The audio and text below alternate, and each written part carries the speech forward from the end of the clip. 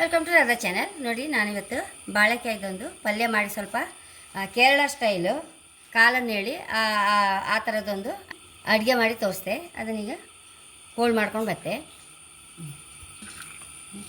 ಹೋಳು ಮಾಡ್ಕೊಂಡು ಬಂದಿದೆ. ಈಗ ಒಲೆ ಮೇಲೆ ಬಾಣಲ್ಲಿ ಇಟ್ಕೊಂಬ, ಒಂಚೂರು ಎಣ್ಣೆ ಹಾಕೊಂಬ, ಇದಕ್ಕೆ ಒಂಚೂರು ಸಾಸಿವೆ, ಒಂದು ಕಾಲು ಟೀ ಸ್ಪೂನ್ ಫಸ್ಟ್ ಜೀರಿಗೆ, ಒಣಮೆಣಸು ಕತ್ತರಿಸಿ ಹಾಕಂತ ಇದ್ದೆ.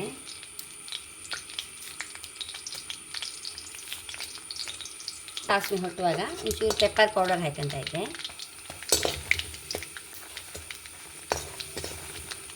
ನೋಡಿ, ಬೇವಿನೆಲೆ ಹಾಕಂತ ಇದ್ದೆ. ಬಾಳೆಕಾಯಿ ಹೋಳು ಹಾಕಂತ ಇದ್ದೆ.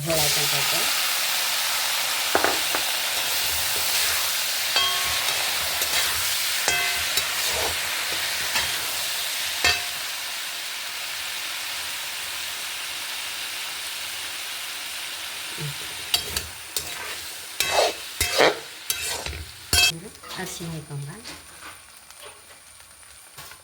ರುಚಿ ತಕ್ಕಷ್ಟು ಉಪ್ಪು ಹಾಕೊಂಬ, ಒಂಚೂರು ಸ್ವಲ್ಪ ಬೇಯುವವರೆಗೆ ಒಂಚೂರು ರೋಸ್ಟ್ ಮಾಡ್ಕೊಂಡು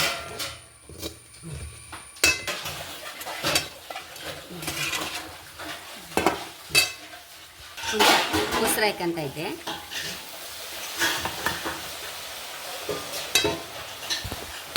ಸರಿ ಮತ್ಕೊಂಡು ಒಂಚೂರು ಫ್ರೈ ಮಾಡುವ. ಪುನಃ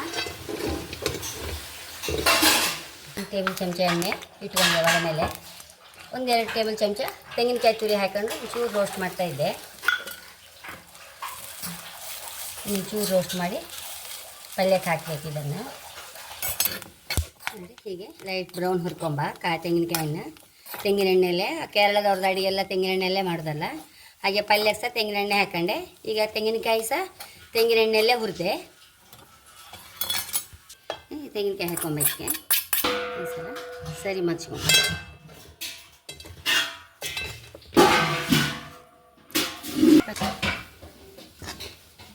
ರುಚಿಯಾದ ಕಾಲನ್ನು ರೆಡಿಯಾಗಿದೆ. ಖಂಡಿತ ನೀವು ಸಹ ಟ್ರೈ ಮಾಡಿ. ತುಂಬ ಅಂದರೆ ತುಂಬ ರುಚಿ. ಮತ್ತು ಬಾಳೆಕಾಯಿ ಸಹ ನಮಗೆ ಎಷ್ಟೋ ಮೂಳೆಗಳನ್ನು ಬಲಪಡಿಸೋಕ್ಕೆ ಒಂದನೇ ಇದು ಬಾಳೆಕಾಯಿ. ಹಾಗೆ ಆಗಾಗ ಬಾಳೆಕಾಯಿ ಅಡುಗೆ ನಾವು ಮಾಡಿ ತಿಂತಾ ಇರಬೇಕು. ಹಾಗೆ ನನ್ನ ಚಾನಲ್ ಇಷ್ಟ ಸಬ್ಸ್ಕ್ರೈಬ್ ಮಾಡಿ, ಲೈಕ್ ಮಾಡಿ, ಕಾಮೆಂಟ್ ಮಾಡೋದಂತ ಮರಲೇಬೇಡಿ. Thank you.